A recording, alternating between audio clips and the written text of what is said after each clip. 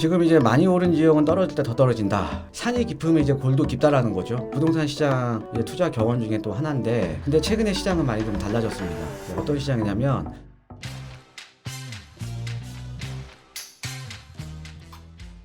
예, 안녕하십니까 시청자 여러분. 예, 부동산 AS 시간입니다. 예, 여러분들 그 저희 채널 보시면서 이제 뭐 댓글 달아주시는 거에 대해서 제가 이제 뭐 일주일에 한 번씩 시간 되는 대로 제가 이제 AS 해드리는 시간이거든요. 그래서 오늘 이제 뭐 댓글 한번 읽어보면서 여러분들 뭐 좀 궁금하셨던 점 이런 것들도 한번 좀 말씀 이제 드리는 시간을 갖도록 하겠습니다. 근데 이제 시작하기에 앞서서요.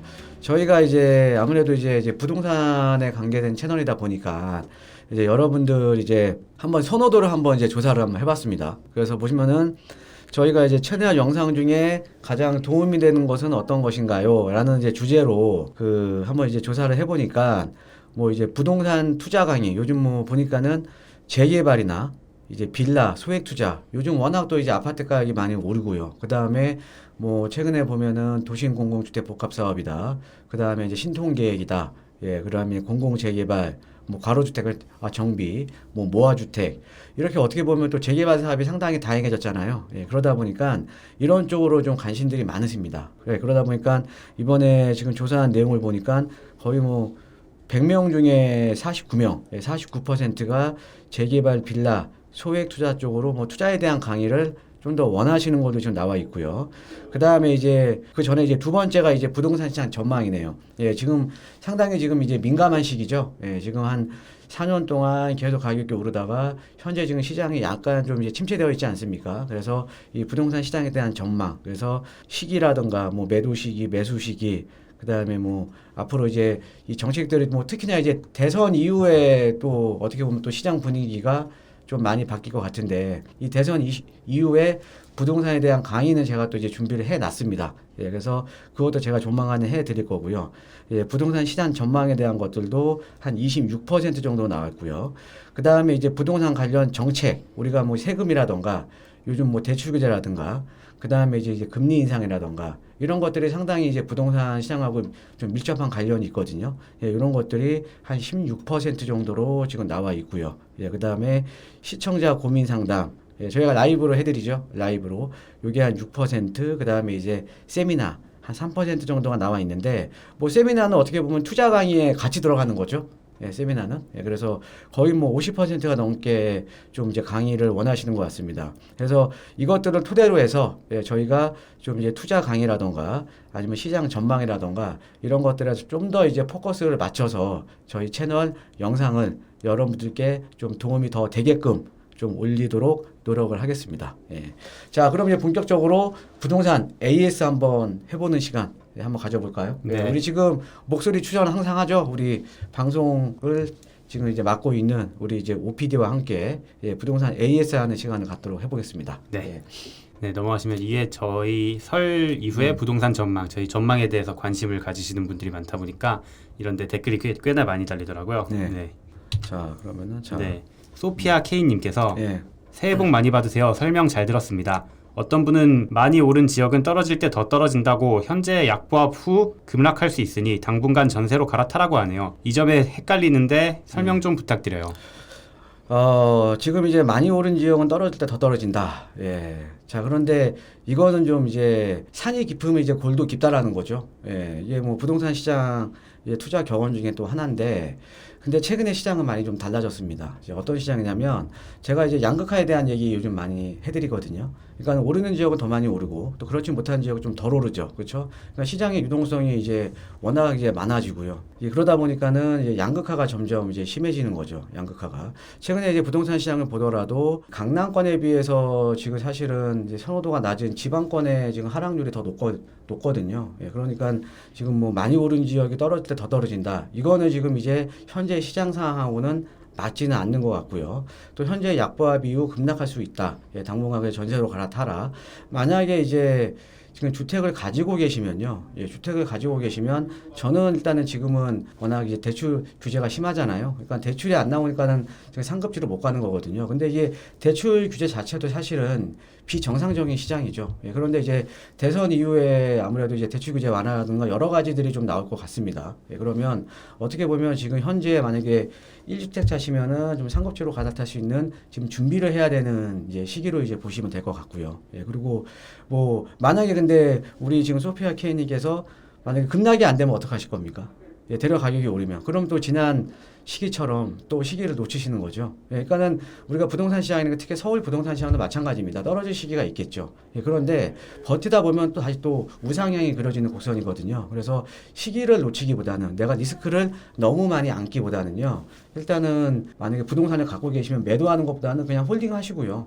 예, 또 갈아타기 하실 거면은 갈아타기를 위한 준비를 하시는 게 좀 맞는 것 같습니다. 예, 이렇게 좀 이제 설명 좀 드리겠습니다. 네, 예. 이분 얘기는 이제 극히 일부 지역에 이제 저희 어근이 버블이라고 하는 네, 아. 거품이 껴있는 일부 지역에 대해서만 해당하고 네. 그 외의 지역에는 해당이 안 할 것 같다고 이제 말씀하시는 것 같네요. 예.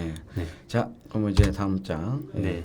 2022년 돈 되는 빌라 1억 투자로 빌라가 아파트 된다. 네. 이게 요즘 이제- 아까 뭐 투자 강의에도 아까 여기 설문조사에서도 마찬가지로 거의 뭐 50%가 넘게 네. 예, 지금 이제 투자에 대한 것들을 지금 원하시니까 예. 네.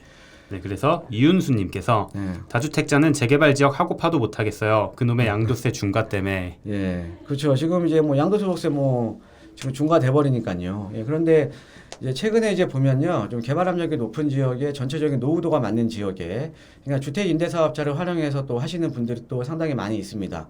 예, 그러니까는 우리가 이제 주택 임대 사업자 같은 경우에는 취득세 감면 조항이 있거든요. 예, 취득세 감면 조항이 있으니까 우리가 어찌됐든 지금 뭐 양도세도 문제지만 또 다주택자 입장에서는 취득세가 또 부담이 되는 거예요. 예, 취득세가. 그래서 이런 것들은 이제 주택 임대 사업자를 이용해서 취득세 감면에 대한 것들을 이용해서 또 투자를 하시는 분들도 예, 상당히 많이 있고요. 그 다음에 이제 양도세 중과 같은 경우에는 지금 이제 계속 얘기 나오는 게 양도세 중과 완화에 대한 얘기가 계속 나오고 있지 않습니까? 저희가 채널 내에서도 양도세 완화될 거라고 제가 좀 많이 말씀을 드렸고요. 예, 그래서 이제 그런 것들은 나중에 이제 시기적으로 보면 양도세는 완화될 겁니다. 워낙 지금 뭐 아예 다 막아놔 버린 거니까 이게 지금 정상적인 시장은 아니죠. 예, 거래도 못 하게끔 만들고. 그죠? 예, 그러니까는 정상적인 시장은 아니니까요. 뭐 이런 것들, 뭐 주택임대 사업자 이용해서 또 투자하시는 방향이 있으니까 이렇게 해서 한번 투자를 해보시는 것도 괜찮을 것 같습니다. 네. 예. 네, 다음으로 이건 이제 저희 쇼츠라 그래서 1분짜리 영상이 있어요. 거기에 보시면 저 여기 제목이 써 있는데 2022년 전세 시장이 불안한 이유 첫 번째. 네. 이 여기 전세 시장이 불안한 이유로 공급 부족, 실거주 요건 그리고 세금 이 세 가지 부분으로 이렇게 나눠서 설명하신 영상의 쇼츠 버전입니다. 코멘트님이 팔 사람은 다 팔아요. 안 파는 사람은 원래 여유 있는 사람이고 애써도 매매 전세가 쭉쭉 떨어지는데 누가 지금 굳이 새로 들어갑니까? 예, 시장 상황을 좀 안 좋게 보시는 이제 분이시네요. 자, 안 파는, 자, 팔 사람은 다 팔고, 근데 어떤 분들이 파실까요? 여유가 없는 분들이, 그러니까 버티지 못하시는 분들이 팔겠죠? 네, 그렇죠. 예, 그리고 여기 지금 적어 놓으신 것처럼 안 파는 사람은 원래 여유 있는 사람이고, 예, 버틸 수 있는 분은 안 파시죠. 양도소득세 완화되기 전까지는요. 그죠? 자, 그 다음에 매도를 하더라도, 매도를 할 상황이 되더라도 좋은 지역에 있는 물건은 매도를 안 하겠죠. 내가 만약에 두 채를 갖고 있다고 한다면, 꼭 매도해야 될 상황이 온다면, 못 버티시는 분들이라면 안 좋은 지역의 물건들을 매도하겠죠. 예, 그런 지역은 제가 가격이 떨어진다고 하지 않았습니까? 그죠? 예. 이게 그러니까 양극화가 심화가 되는 거예요. 그러니까는 써놓으신 게 답입니다. 맞아요. 안 파는, 여유 있는 사람은 안 팝니다. 예, 그러니까 이런 지역은 그러니까 떨어져도 덜 떨어지고 오를 땐 또 많이 오른다라는 거죠. 그죠? 그 다음에 이제 지금 현재는 이제 전세가가 지금 전세 시장이 상당히 좀 안정적이죠. 그죠? 예, 그런데 제가 이제 말씀드린 것처럼 올 7월달, 8월달 이후에 임대차 갱신 청구권을 썼던 물건들이 나옵니다. 예, 그런 물건들이 나오게 되면 전세를 이제 시세로 이제 계약을 해야 돼요. 예, 그런 것들이 전세가 상승에 대한 압력이 상당히 높아지게 만든다는 거죠. 예, 그래서 지금은 당장은 당연히 상당히 좀 안정적이죠. 안정적이지만 앞으로가 문제인 겁니다. 예, 앞으로가 문제인 거니까 좀 앞으로 이제 시장 상황을 좀 보시고 좀 이제 또 판단을 하시면 될 것 같습니다. 네. 예, 다음은 대출 규제 금리 인상 본격 시작 부동산 시장 폭락장 이거 이제 폭락에 대한 얘기였는데 네. 그 이 영상에 있는 어느 부분에 대해서 댓글을 써주셔서 제가 이 부분에 대해서 영상을 짧게 준비를 해왔어요. 네. 그래서 영상 먼저 보고 댓글 읽도록 하겠습니다. 분양가 상한제라든가 재초안이라든가 뭐 이런 여러 가지 그 규제에 따라서 입주 물량이 계속 감소를 하는 거죠. 우리가 이제 특히나 이제 정비 사업 같은 경우에는 조합원의 이익이 어느 정도는 보장이 돼야 되는데 조합원의 이익을 무조건적으로 이 부동산에 대한 이익은 불로소득이야, 나쁜 거야. 니네가 열심히 일해서 돈 번 거 아니잖아. 그냥 부동산 소유하고 있어서 니네가 돈 번 거잖아. 이런 식으로 지금 몰아가는 거죠. 아니 지금 시대가 어느 시대입니까? 제초안 같은 것도 이거 아닙니까? 재건축 아파트도 이번 좋은 정부에서 갖고 있는데 갖고 있으니까 부동산에 이거 개발하면은 관련된 자산 소득을 이익이 늘어나니까 불로소득으로 그거에 보고 대한 있기 개발 때문에 이익에 한수할게 50%까지. 그다음에 분양가 상한제도 마찬가지죠. 자, 너 이거 분양가 높게 하면은 불로소득이니까 우리는 불로소득 인정 절대 못 해줘. 자, 그러니까 불로소득 인정 못 해주니까 너네는 이거 분양가 싸게 해. 자, 분양가를 싸게 하는 만큼 조합원의 이익이 줄어드는 거잖아요. 그죠? 자, 그러니까 아니 이제 지금은 시대가 바뀌었다라는 거죠. 시대가. 지금 사실은 이렇게 자산 가격이 많이 올라간 상태에서 열심히 일해서 노동소득은 근로소득을 열심히 해서 너 자산 불려나가. 제가 기억나네요. 그렇죠. 예. 네. 그리고 물어 과거에 우리나라도 언제 그랬습니까? 근로소득으로만 집을 샀습니까? 아니죠. 이런 내용이었고요. 네. 네, 댓글 한번 읽어보도록 하겠습니다. 네. 분상제로 분양가 낮춘 일반 분양 당첨된 사람들도 불로소득 아닌가요? 집 가진 사람이 죄인이네요. 이렇게 달아주셔가지고 네. 네. 뭐 일단 이제 분양가 상한제라는 게 필요는 합니다. 분양가 상한제에 완전 반대를 하는 건 아니고요. 근데 이 분양가 상한제 자체가 너무 시세랑 많이 차이가 나는 거예요. 그러니까 이 분양가 상한제도 어느 정도 현실에 맞게 좀 조절을 할 필요가 있다라는 거죠. 그러니까 어떤 지역에 지금 시세가 20억이 넘어가는데 10억에 분양을 하라는 거는 당연히 그 일반 분양에 당첨된 분들 같은 경우에는 지금 배 이상이 남잖아요. 네, 로또 청약이라고 많이들 예. 불렀었죠. 예, 그렇죠. 그러니까 또 이러다 보니까 문제가 되는 게 뭐냐면 지금 물건들이 안 나오는 겁니다. 시장에 일반 분양을 안 해요. 그러니까 각 조합들에서 뭐 재건축이나 재개발 조합들에서 작년도 마찬가지고 계속 지금 분양가 상한제 때문에 분양을 지금 밀어놓고 있지 않습니까? 그렇죠? 왜? 그러니까 분양을 밀어놔도 또 어떻게 보면 역설적이게도 공시 가격이 지금 현실화되니까 네. 예, 공시 가격이 올라가게 되면 또 분양가 상한제에서도 분양가를 좀 높일 수 있다라는 거죠. 그러니까 물건들도 지금 막고 있는 거예요. 그죠? 그래서 이거는 시장이 정상적으로 돌아갈 수 있게끔 어느 정도의 좀 조정이 좀 필요한 거죠. 그죠? 예. 그래서 지금 보면은 뭐 집 가진 사람이 죄인이네. 그러니까는 뭐 재건축 아파트에서 아주 낡은 아파트에서 오랫동안 몸테크 하시고 그죠? 예, 이런 분들도 사실은 어떻게 보면 내가 그만큼 고생을 한 거잖아요. 그죠? 예, 그러니까는 꼭 이게 부동산에 대한 이득을 불로소득으로만 이렇게 판단을 할 게 아니라는 거죠. 불로소득으로만. 아까 제가 그 영상을 보면, 그러니까 지금이 어느 시대입니까? 지금이. 예, 지금 사실은 노동소득으로 내가 버는 근로소득으로만 집을 살 수 있는 시기가 아니잖아요. 그러니까 지금 2030 세대들이 코인도 하시고요. 주식 투자도 많이 하시고 하시는 거잖아요. 그죠? 예. 근데 꼭 부동산만 불로소득이다. 라고 하는 게 아니라 처음부터 우리가 정책적인 방향을 잘 잡았으면 그러니까 주택이 필요한 지역에 그러니까 수요자가 원하는 지역에 주택을 충분하게 공급을 해줬으면 이렇게까지 가격이 안 올랐겠죠. 근데 정책적인 실패를 이 다주택자가 집을 많이 가져가서 니네가 집이 없다. 예, 이렇게 만들어버린다는 건 안 된다라는 거죠. 그죠? 남 탓을 하고 있는 거죠. 예, 뭐, 그렇죠. 남 탓. 네. 예. 자, 그러니 여기까지 이렇게 좀 해서 좀 답변을 드리고요. 네. 예. 자, 그 다음에. 이제 저희 채널 최고의 인기 영상 중 하나죠. 양도소득세. 네, 예, 양도소득세 예. 총정리에 대한 내용이고요. 네. 황초원님께서 고가주택 양도세는 높여야지. 서민을 위한 1세대 1주택 양도세 비과세인데 그리고 1세대 1주택도 동일하게 양도세 내야 된다고 생각함. 이분은 이제 양도세를 1주택자한테도 동일하게 이제 과세를 해야 된다고 주장하시네요. 네. 네. 좀.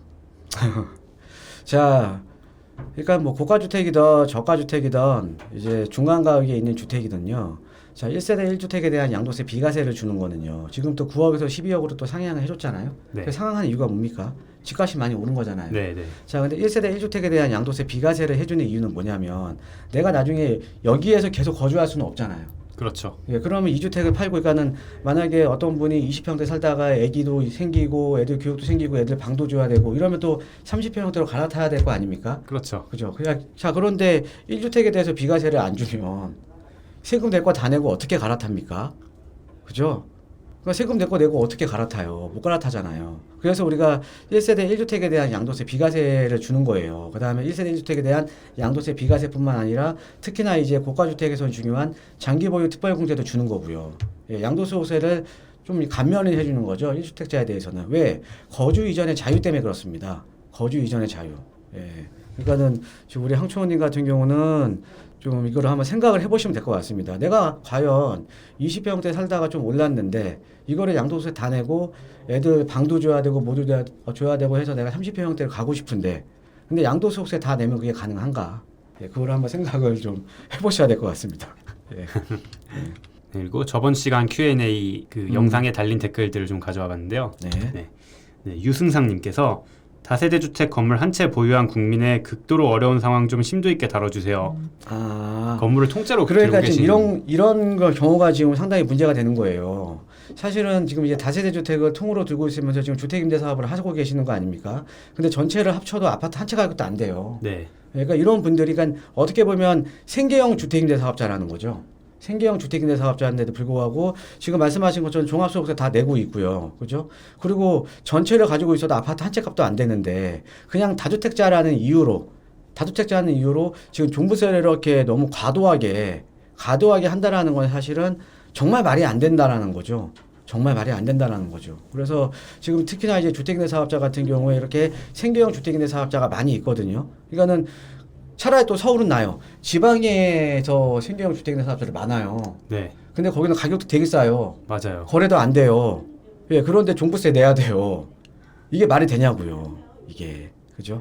예, 그래서 이런 것들도 앞으로 지금 이제 워낙 이제 세금에 대한 규제를 충분한 논의 없이 지금 계속 한 거거든요. 그러니까는 지금 최근에 뭐 이제 상속주택이라던가 이런 것들도 조금씩 완화가 됐잖아요. 종부세. 네, 그렇죠. 그러니까는 아마 이런 것들도 앞으로 저는 좀 논의가 좀 될 걸로 보입니다. 예, 정말로 이런 생계형 주택임대 사업자는 어떻게 보면은 세금 낼 거 다 내고 그렇죠. 전체 합쳐도 아파트 한 채 가격도 안 되는데 예.